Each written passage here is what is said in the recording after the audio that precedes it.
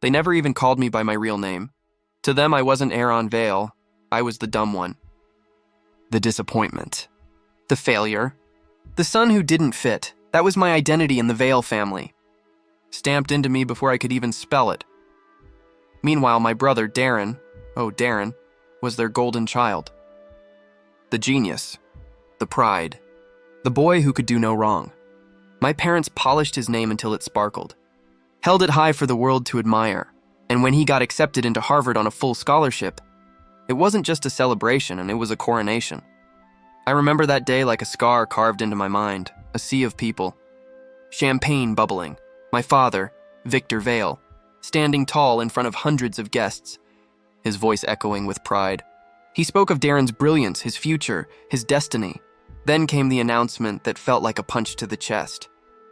My father promised Darren the entire Vale empire, a $75 million company. A Tesla, our $13 million mansion in New York. The guests clapped, cameras flashed, and there I was, sitting in the back, invisible, pretending not to notice that no one was looking for me. That's when it happened. A man I had never seen before stepped toward me. Middle-aged, sharp suit, a face that didn't belong among the guests. He leaned down, his voice barely a whisper. "It's time to tell them who you really are." Then he handed me a thick white envelope, and in that single moment, everything changed. But to understand that moment, the whisper, the envelope, the truth, you need to know what it was like growing up in the Vale house. Imagine a home where love wasn't given. It was earned. A home where affection came with conditions. Where every glance from my father was a test, every word from my mother was a comparison. That was my childhood. At the long mahogany dining table, my father always sat at the head, commanding, powerful. Darren to his right, basking in the glow of approval. My mother, Marielle, right beside him, eyes filled with pride. And me? I sat all the way at the end. The table stretched like a chasm between us. By the time I opened my mouth to speak, the conversation had already moved on. I learned quickly that silence was safer, because every time I tried to exist, my father had a way of reminding me how small I really was. I still remember the night I was 14. Darren had just been accepted into some advanced science program. Everyone was thrilled. My father raised his glass and said, "That is what it means to be a Vale. Excellence, leadership, brilliance." Then he turned to me with that smirk, the one that made me feel like air. "And you, Aaron," he said, "you managed to pass gym class. We should be grateful for small victories." The room burst into laughter, even my mother. Her laugh was softer, almost apologetic, but she still laughed. Because that's what people do when cruelty becomes tradition. I smiled, pretended it didn't sting, but inside, it was like a slow crack spreading through glass. Over time, those cracks became who I was. My mother's comparisons filled the silence between us. "Why can't you be more like your brother?" she'd ask casually while handing me laundry or dishes. Her tone calm, like it wasn't meant to wound. But it did. Every single time, Darren thrived in it. He loved it. Tall, sharp-featured, confident. He carried himself like he already owned the world. He was the favorite, and he made sure I never forgot it. When I was 16, I worked part-time at a diner to save for my own things. One night, as I was heading out, Darren smirked from the couch, our parents laughing beside him. "Don't forget to clean the grease off your hands before you touch the door," he said. "We wouldn't want the neighbors thinking the Vale family has a servant." My parents laughed, like it was just a clever joke. But I'll never forget how quietly the world felt as I closed that door behind me. The only person who ever looked at me differently was my grandfather, Eldon Vale. He was the founder of the company my father now ran, the empire my brother was destined to inherit. But unlike Victor, Eldon wasn't a man of ego. He believed in people more than profits. When I was with him, I didn't feel invisible. He'd ask me about my dreams, my thoughts, my happiness, things my parents never once cared to know. One afternoon, we sat on his porch, sunlight falling across his weathered hands. He turned to me and said, "Aaron, never mistake their blindness for truth. You have something Darren doesn't. One day when the moment comes, you'll know it. Don't let them convince you otherwise." I didn't understand it then, but those words, "you'll know it," would echo years later in that crowded ballroom, the night I opened the envelope. At home, life was a competition I was never allowed to win. My father trained Darren like a soldier for greatness: board meetings, private mentors, international trips. Every moment was another stepping stone to his legacy. And me? I was told to mow the lawn, to stay out of sight when guests arrived. It wasn't just favoritism. It was erasure. By the time Darren was accepted to Harvard, the Vail House turned into a shrine to his success. My mother threw a party that night, catered dinner, champagne, a parade of guests congratulating me for having such a brilliant brother. Each handshake felt like a reminder that I didn't matter. By 19, I stopped expecting love from them. I worked part-time jobs, warehouses, diners, delivery, saving quietly, building something small, something mine. My parents called it a waste of time, but those jobs gave me something they'd never understand: resilience. While Darren traveled Europe, I learned how to stand on my own feet. Still, the judgment never stopped. My father's words haunted me. "You'll never amount to anything, Aaron." My mother's sighs trailed behind me down every hallway. Darren's laughter, that perfect, effortless sound, became the rhythm of my failure. So when his graduation came, I already knew how it would go. I'd sit in silence, swallowed by the shadows, while they celebrated him like a god. What I didn't know was that everything was about to change. Beat, silence, then a soft swell of suspenseful strings. The day of Darren's graduation felt like stepping into someone else's dream, one that had no place for me. My mother rushed through the house, barking orders to the staff. My father stood by the mirror, rehearsing the speech that would glorify his brilliant son. I didn't even have a proper suit, just one of Darren's old ones, tailored to fit me enough not to embarrass them. My seat at the ceremony? Back row. Far from the stage, far from the spotlight. I watched as Darren crossed the stage, applause thundering, my parents standing tall, their pride glowing like fire. I clapped too, but every clap felt heavier than the last. Then came the reception, a ballroom in New York. Gold chandeliers, polished wood floors, a line of luxury cars outside. Guests from the business world, politicians, family friends, all dressed like royalty, but they weren't there just to celebrate Darren's graduation. They were there to witness the inheritance. I stood near the back, half hidden behind vases of white lilies, pretending to belong. People brushed past me without so much as a glance. A few whispered, "That must be the other son, the forgotten one." Then, the moment I had dreaded, my father stepped up to the stage, microphone in hand. His voice carried across the room like a sermon. "Ladies and gentlemen," he began, "thank you for joining us tonight to honor my brilliant son, Darren Vail." Applause erupted. I could see Darren near the front, that confident grin, the one that had always come so easily. Victor continued, his voice swelling with pride. "As many of you know, the Vail family has built more than a company. We've built a legacy. And tonight, I'm proud to announce that Darren will carry that legacy forward. The company, valued at $75 million, the new Tesla parked outside, and our $13 million mansion, all of it will belong to him." The crowd went wild. Glasses clinked, laughter rang out, and my mother leaned into my father's arm, glowing with satisfaction. And me? I stayed seated. My heart felt like it was sinking through the floor. For a split second, Darren turned. Our eyes met. He lifted his champagne glass toward me, but not as a toast. It was mockery. The message in his eyes was clear. You lost. I won. That's when I felt it. A hand on my shoulder. I turned. It was the same man from earlier. He didn't say a word this time. Just nodded toward the envelope in my hand. My palms were sweating. The room around me blurred. The laughter, the lights, the applause. It all faded into background noise. I broke the seal. Inside, thick papers. Official documents. My name printed across the top. But as my eyes scanned the lines, the air left my lungs, because what I read, what I saw, made no sense. No, it couldn't be right, but it was. The truth sitting in my hands was about to shatter everything my family believed in. everything they'd built, and for the first time in my life. I understood what my grandfather meant. One day when the moment comes, you'll know it. That moment had come. As I looked up, my father was still basking in applause. Darren was smiling for photos.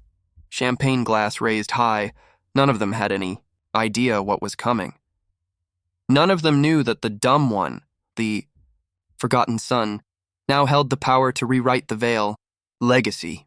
My hands trembled as I folded the papers back into the envelope, and in that instant, a strange calm washed over me, because for the first time in my life, I wasn't the shadow anymore. I was the storm.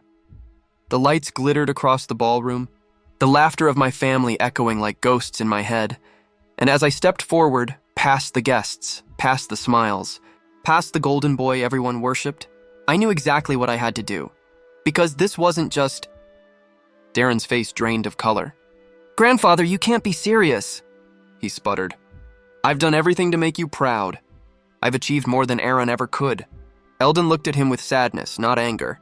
"You achieved for yourself, Darren," he said quietly. "Not for others. That is not leadership. That is vanity." My father's fury broke through his composure. "You would give everything," he snapped, "to the boy who failed? To the one who never lived up to the veil name?"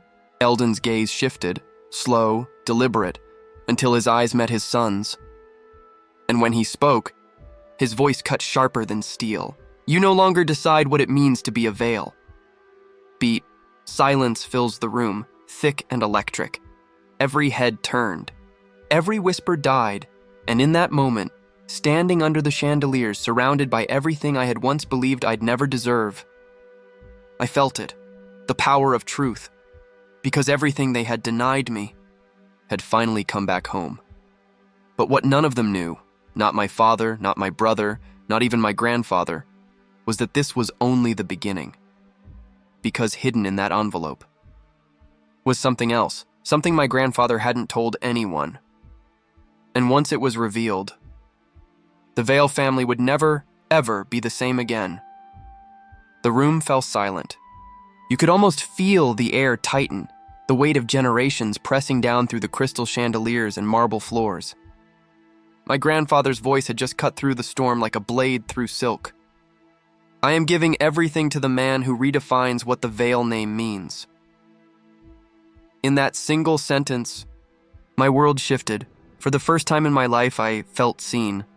Not pitied. Not mocked. Not dismissed as a disappointment or a mistake, but seen. Truly, completely, painfully seen. And as I stood there under that golden light, surrounded by people who had spent their lives overlooking me, I realized something powerful. This was no longer about inheritance. It wasn't about money or power or status. It was about identity, about truth, about finally being free. My hands stopped shaking. My breathing slowed.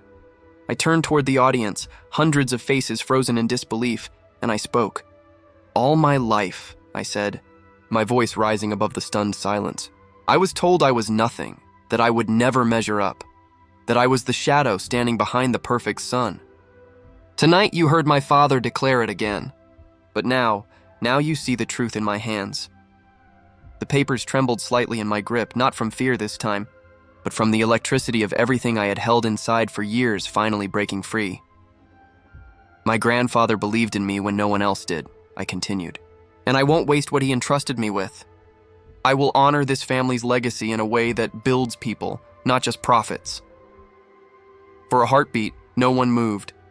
Then, somewhere in the crowd, one person began to clap, then another, and another, until the sound rose, echoing against the chandeliers that once glittered only for them. It was like hearing rain after years of drought.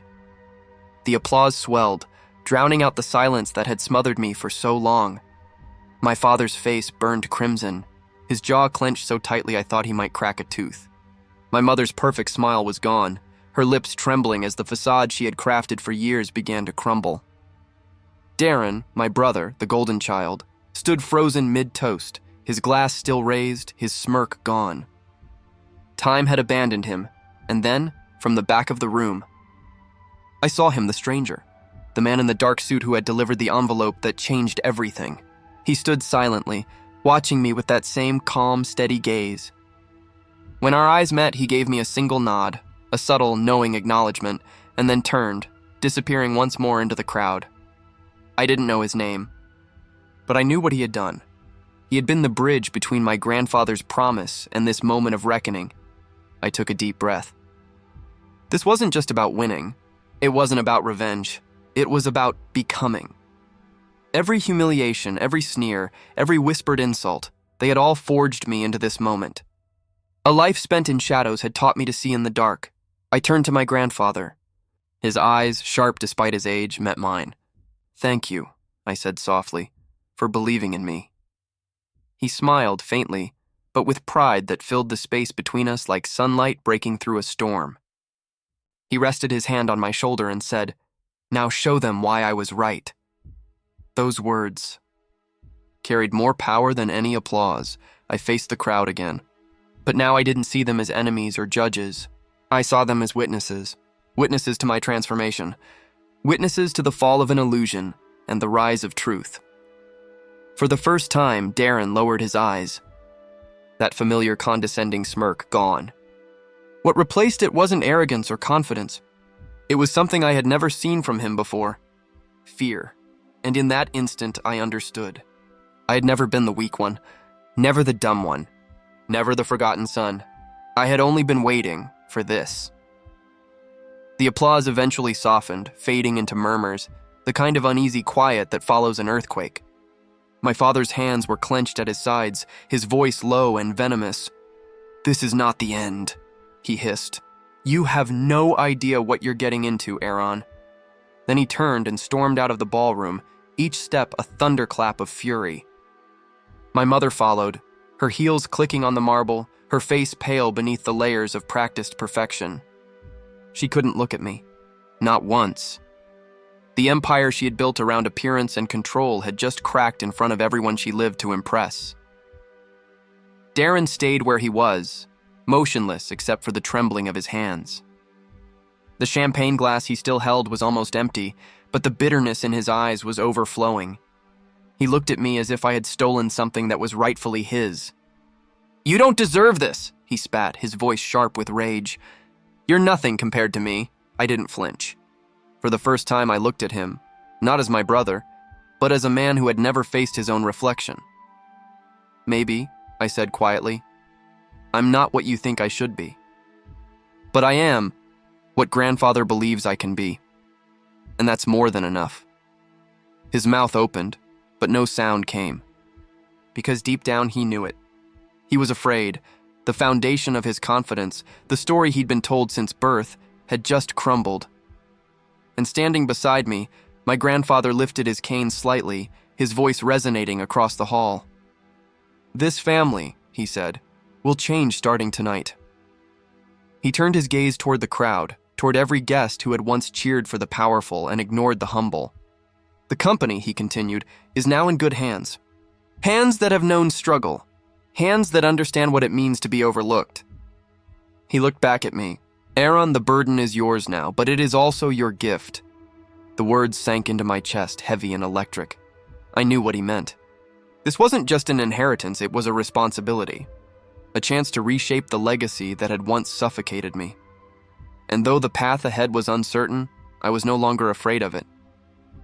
Because fear had already burned through me long ago, leaving behind only steel. The guests began to clap again, slowly at first, then building into a wave of sound that rolled through the ballroom like redemption itself. This time, the applause wasn't for Victor Vale or for Darren. It was for me, the forgotten son, the overlooked heir, the man they thought would never rise. And as the sound filled the room, I felt something deep within me shift. The years of silence, the pain, the longing, they didn't vanish, but they no longer defined me. They had built me. Later, when the crowd thinned and the chandeliers dimmed, I stepped outside into the cold New York night. The city stretched before me, towers of glass and light rising like monuments to ambition. For years, I'd looked at those lights and felt small, like they belonged to everyone else, to the powerful, the chosen, the perfect, but now they looked different. Now they looked like a promise. The wind was cold, but it carried something alive. Possibility. I thought of the boy I had been, sitting alone at the end of the table, shrinking beneath their laughter, mistaking silence for strength. I thought of every night I had spent replaying their words in my head, believing them, and then I thought of this night, the moment everything changed. The moment I stopped asking for permission to exist, because the truth is the world doesn't hand you your worth. You claim it. My grandfather joined me outside, leaning on his cane. His voice was softer now, almost a whisper carried by the night breeze. "You see now, don't you?" I nodded. "Yes, I see it clearly." He smiled, his eyes reflecting the city lights. "Then carry it well, Aaron. The future is yours." I took a deep breath, letting the air fill my lungs. The fear that had lived inside me for years was gone. The shame that had haunted me was gone. And as I stood there beneath the vast city sky, I understood something I wish I'd known all along. Sometimes, being underestimated is the greatest gift life can give you, because it forces you to grow roots deeper than anyone realizes. And when the time comes, your rise will shake the ground. So if you're listening to this, if you've ever been dismissed, overlooked, or told you'd never be enough, remember this night. Remember this moment. Your worth isn't measured by those who can't see it. Their blindness doesn't define your light. Your time will come. And when it does, the truth will roar louder than any lie ever whispered against you. Because every forgotten name has a day of remembrance. And sometimes, when the time is right, the shadows aren't where you disappear. They're where you begin. And as for me, my story was only just beginning, because the night the Vale name fell silent was the night I finally spoke. Darren's night anymore. It was mine. What was in that envelope? What secret had my grandfather hidden all those years? And why had that stranger chosen this night, Darren's perfect night, to reveal it? The answers were waiting, and the moment I opened my mouth, the entire Vale family would never be the same again. Low, cinematic rumble, the kind that crawls under your skin before the story even begins. I wanted to disappear, to vanish into the shadows of that glittering room, the room where I was nothing more than a ghost wearing my brother's old suit. The applause, the laughter, the flashes of cameras, they weren't sounds anymore. They were knives. Every cheer for Darren was another reminder of what I wasn't. The humiliation pressed down on me like a weight I'd been carrying my whole life, only heavier now, because this time, it was final. My father had just given away the entire Vale empire, $75 million, the mansion, the company, everything, to the Golden Sun. And the crowd cheered like it was a royal coronation. And me? I was the spectator to my own erasure. I sat at the back of the room, clapping with hands that trembled, trying to look invisible. My mother brushed past me on her way to the stage. She didn't look at me. Not really. But she paused long enough to whisper, her voice so sharp, it could have cut glass. "At least don't ruin this day for your brother. Keep to yourself."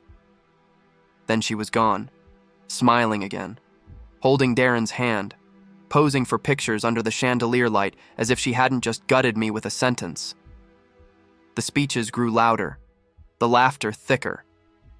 I stayed rooted in my seat, fists clenched beneath the tablecloth, trying to hold myself together while the storm inside me built.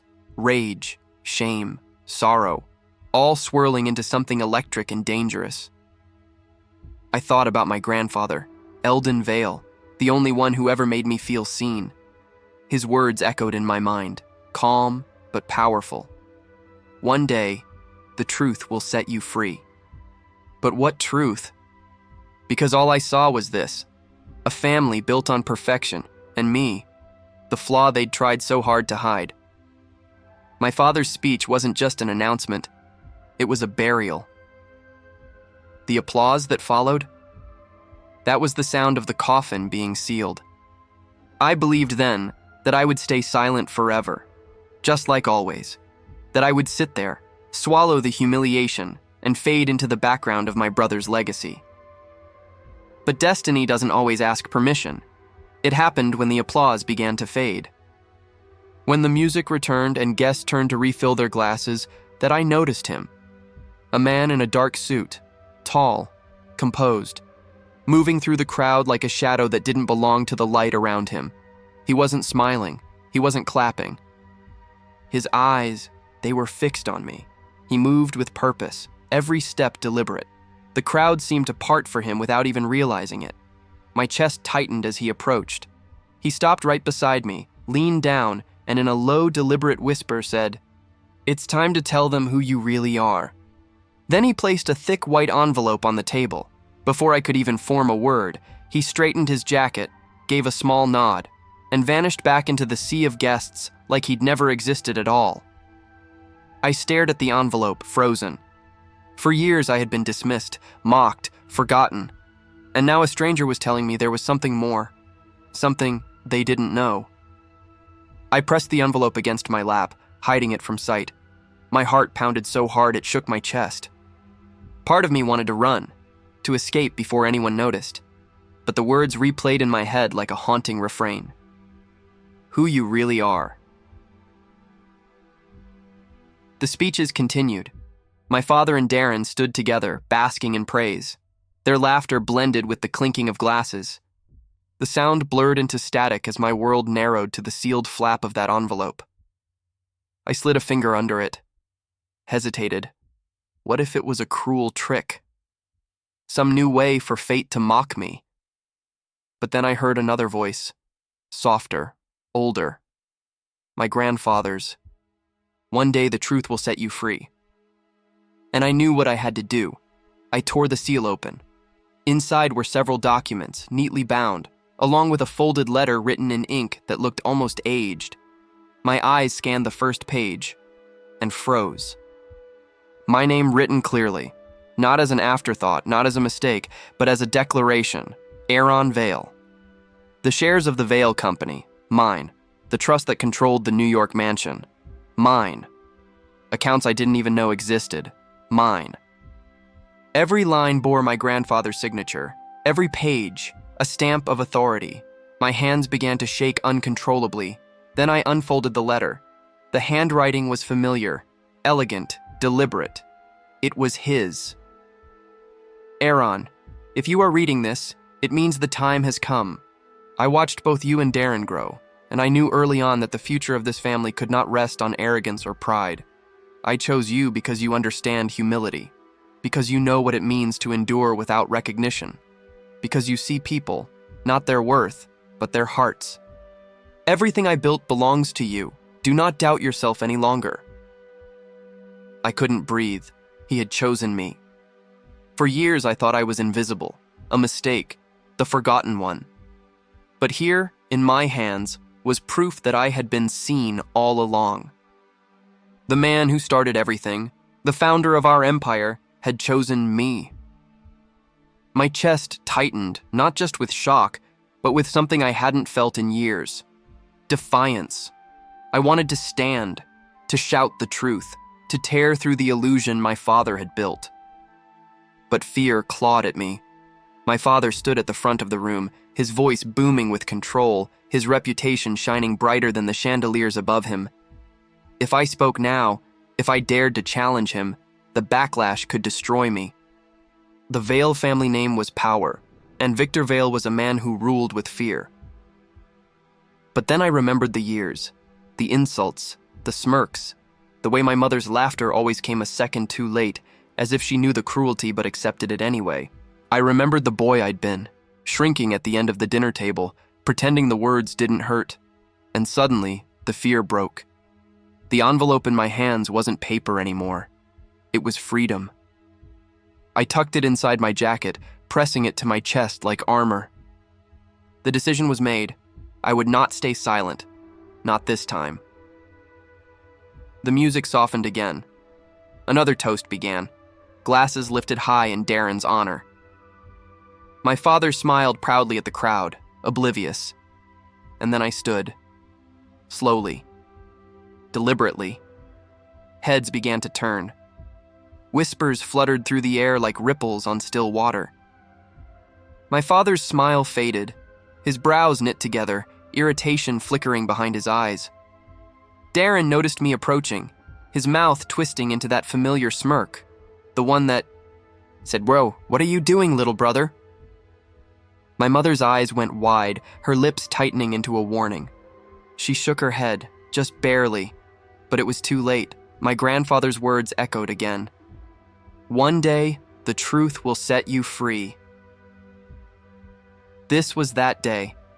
Victor leaned toward the microphone, whispering sharply through his teeth, "Aaron, this is not your moment." But I stood my ground. "Actually, Father..." My voice wavered at first, then grew stronger. "This moment belongs to me." The room went silent. Hundreds of eyes turned toward me. Glasses hung midair. Even the music seemed to die away.